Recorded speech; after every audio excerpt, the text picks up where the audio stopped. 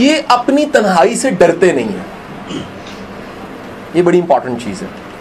ये अपनी तन्हाई से खौफजदा नहीं होते। सर अपनी तन्हाई को आबाद कीजिए, अपनी अकेलेपन की एक्टिविटीज बनाइए। अच्छा याद रखिए तन्हाई में क्या होता क्या है, ये बड़ी इंपॉर्टेंट। तन्हाई में आपसे मुलाकात होती है। अगर आप वाकई अच्छे नहीं है ना, जब आपसे मुलाकात होगी आपको बड़ी तकलीफ होगी। लेकिन आप अगर अच्छे इंसान है तो आपकी तन्हाई जो उनसी है वो बड़ी एक शानदार और बड़ी जबरदस्त होगी। तो ऐसे लोग तन्हाई से डरते नहीं हैं। कई लोग आप देखेंगे ओवर एक्ट करते हैं, जान के पार्टिसिपेट करते हैं, ये अपनी वो लॉनलीनेस का इजहार करें, अंदर की तन्हाई का इजहार किस तरह करते हैं, जान के हिस्सा लेके, जान के शराकत, जान के उल्ट सी राय देके, जान के जौन सा वो पंगा लेके, जान के बात करके। तो क्या होगा, वो इजहार करें अंदर से अलोन है।